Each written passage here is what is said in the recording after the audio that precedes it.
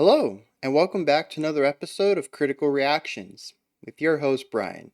Today we're going to continue on with this week's theme of black metal origins, looking at the black metal that showed up in the early to mid 80s that kind of kickstarted the genre before it evolved into what we know as black metal today.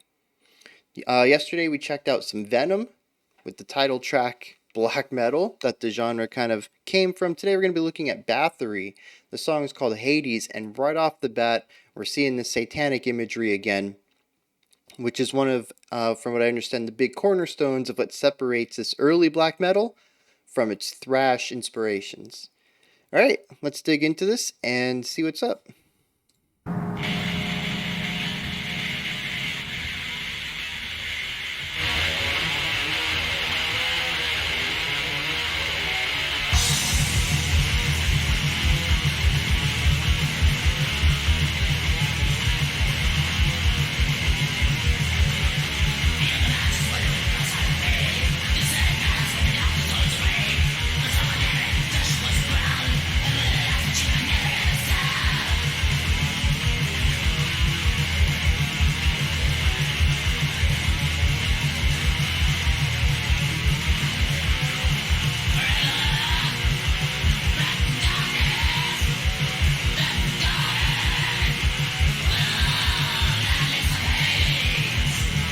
Man, talk about lo-fi production and wall of sound feel.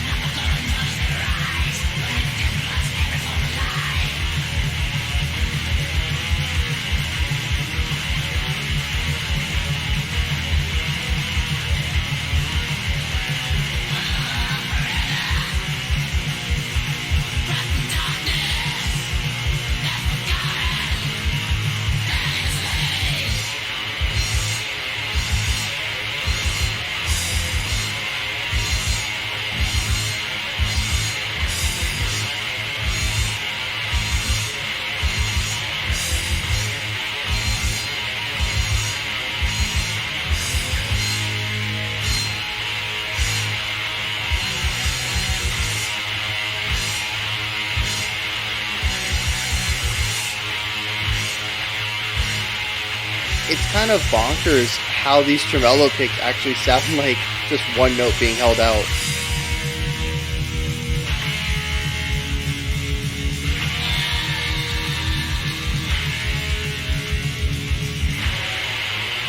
There's a bit of a desync between the two guitar strokes too.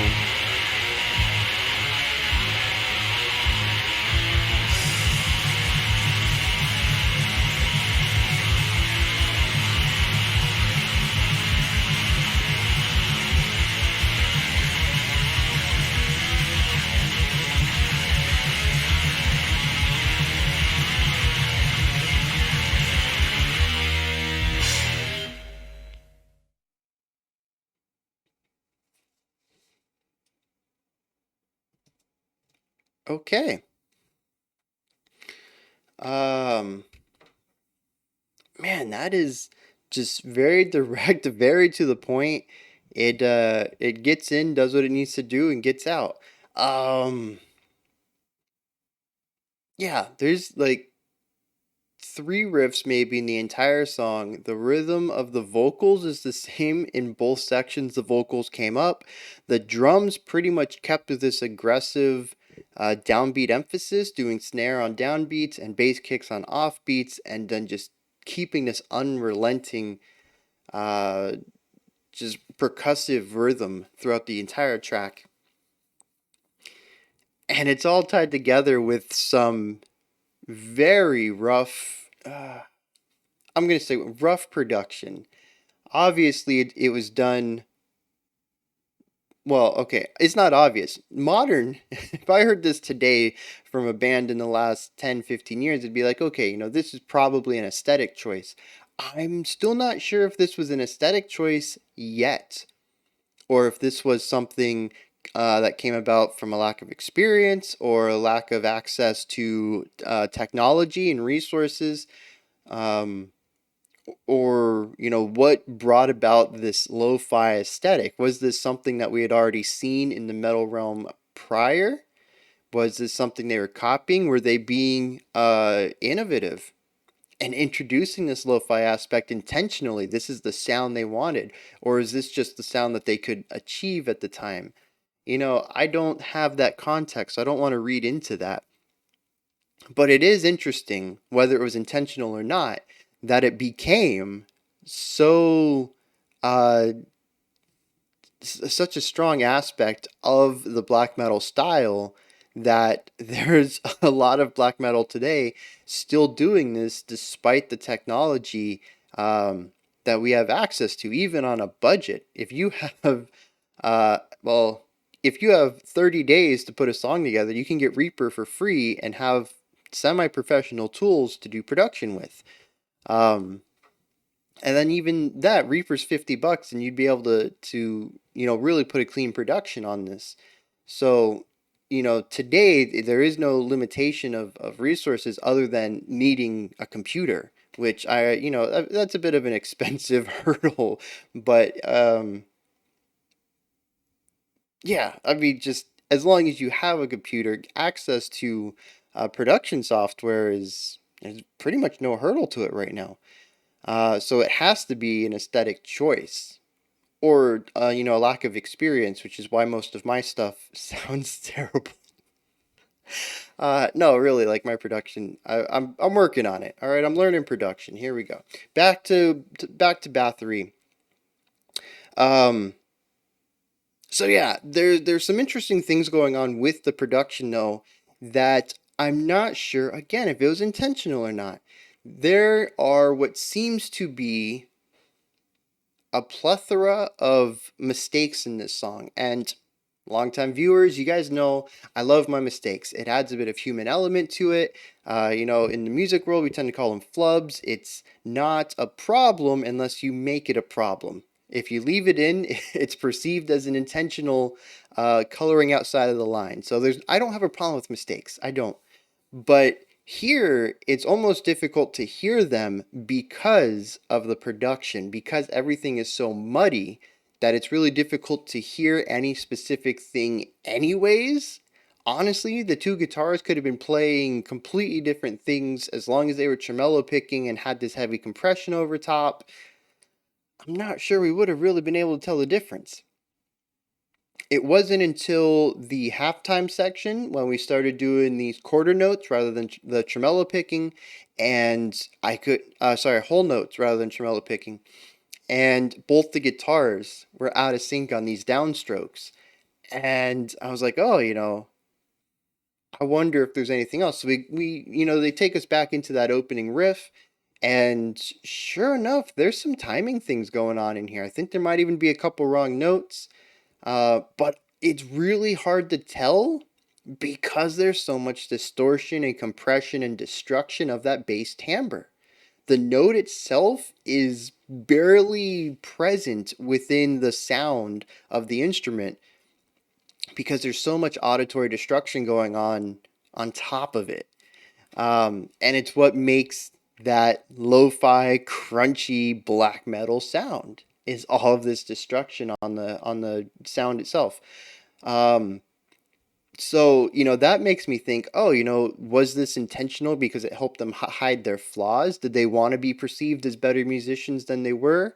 You play, fast and sloppy and put production on it that hides it. I don't know. I'm not accusing them of that at all, but it is something I think about um, when I hear the combination of things that I have heard. And again, I don't want to have that come off as a negative, right? Music is about expression, and if you want those flubs in your music and you leave them in, I'm all for that. I honestly love seeing the little or hearing the little mistakes in a song. It like I said, it adds a little bit of humanity to it and doesn't make it feel so rigid. It makes it feel more lively. But that is kind of how I perceive this because of how often at the end, I mean, I was only listening for mistakes for what, 45 seconds, maybe 30 seconds, the last bit of the song. And I heard a couple of them already, so I have to guess that they were all throughout the song, and that's kind of where my brain leads me, is that the playing's a little sloppy and the production covers it up, and inadvertently the production became identified with the genre, and now we have it today. I don't know. These are just kind of guesses I have as, my brain's working through this. Now, something else that I thought was very interesting was the vocals. So they had a bit of compression on them. They were pushed down a little bit into the mix. These are kind of cornerstones of the modern black metal vocals. They were closer to a distorted clean, though. Maybe a bit nasally, kind of narrowing the sound rather than, what we think of as like a growl or a full-bodied distortion that we would hear in like some modern hard rock. Yeah. No, this was a bit more nasally. I think this was moving towards the direction of our modern black metal screams or growls, the modern black metal harsh that at least I associate with the genre. It still is not there yet, not by a long shot, but it's a lot closer than it was looking at yesterday's Venom. But I also want to look a little bit into the production of this because it's clean. There were quite a few words and syllables that I could make out. I still didn't get full sentences out of it, but I do think it's interesting that, at least to me, it's a lot more understandable than I would associate with the genre, than I would associate with this kind of production, even where the guitars are hyper muddled so that, or muddied, so that it's difficult to even tell them apart or tell notes apart. The vocals actually have a bit of clarity to them. And it's in stark contrast even to the drums, right? The snare and the cymbal are fairly crisp, but that bass kick is muddy. It kind of bleeds into everything else that's going on as well. And I'm not even sure, I mentioned that it was snares on downbeats and bass kicks on offbeats. I'm not entirely sure that's consistent. I think it was more of groupings of five, where you'd have snare, bass, snare, bass, snare, snare, bass, snare, bass, snare. I can't even, it's like a tongue twister.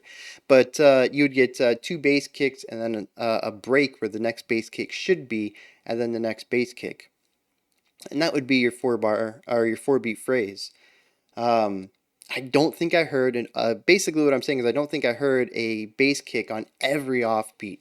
I think it was, there were a couple that were rests instead to provide a bit of contrast rather than this constant driving energy.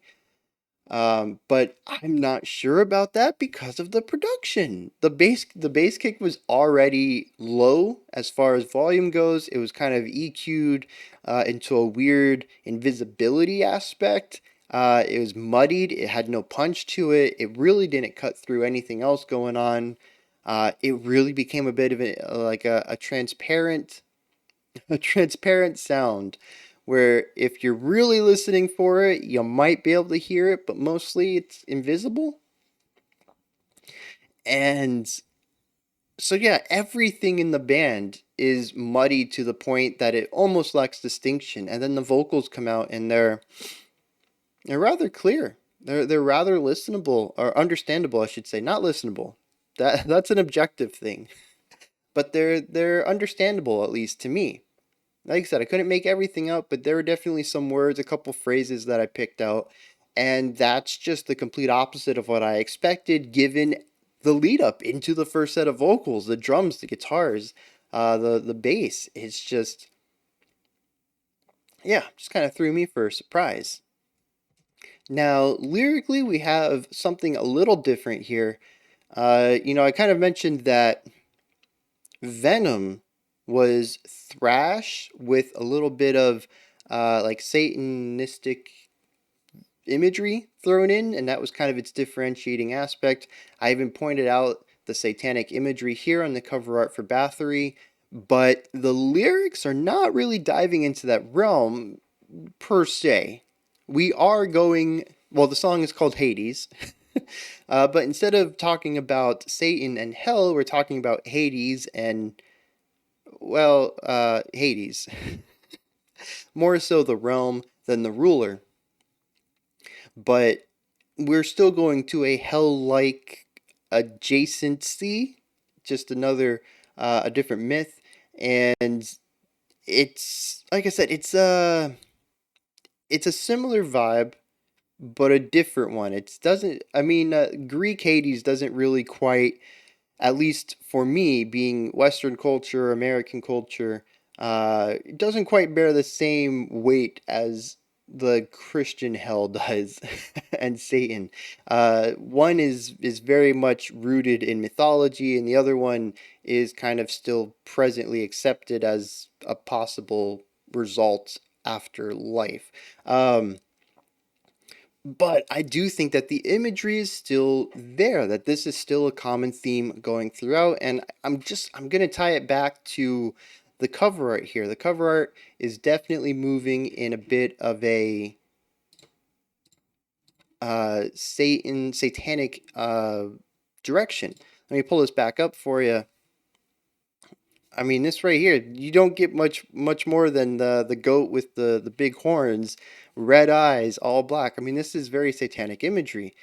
And while we're not talking about the Christian hell and Christian Satan, we are talking about something not perfectly analogous, but sort of related in a different religion. And it's possible that this is just one song on the album, and there's others that evoke more traditionally Western satanic imagery. Um, but I do think that this is still a through line as far as imagery and lyrical content is going to be. It's thrash metal, but we're talking about Satan. We're talking about hell. We're talking about, this kind of material. Um, but interestingly, this is where we introduce the lo-fi aesthetic, and I'm really curious which one of these kind of takes off as far as production wise. Is going to be Venom's cleaner production that's more rooted in thrash, or Bathory's really destructive compressed wall of sounds production. I'm interested which one becomes more prevalent, because today, modern days, we actually have the split. It's either black metal or lo-fi black metal. We actually split the genres, so they're not one and the same. Black metal is associated with lo-fi, but black metal does not have to have lo-fi production. There is a lot of black metal that plays around with lo-fi production, though, even if it doesn't go, so lo-fi to be categorized with it. I can't think of a black metal song with hyper clean, like radio rock style production either. So, yeah, it's kind of interesting. Possibly this is the evolution from Venom as well.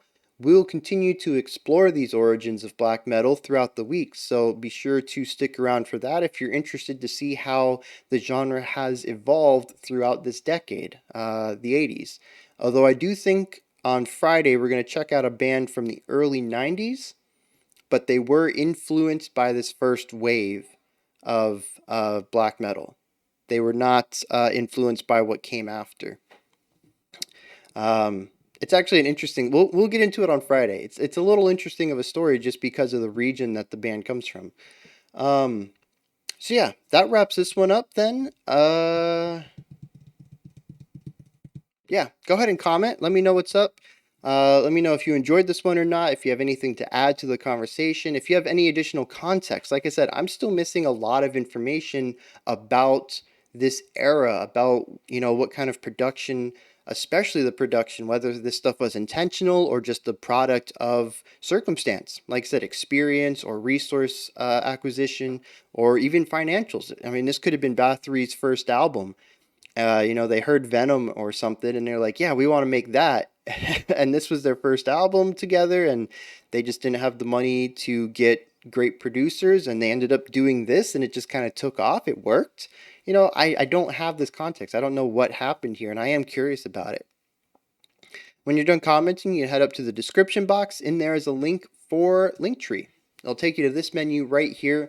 Fantastic resource for everything related to the channel.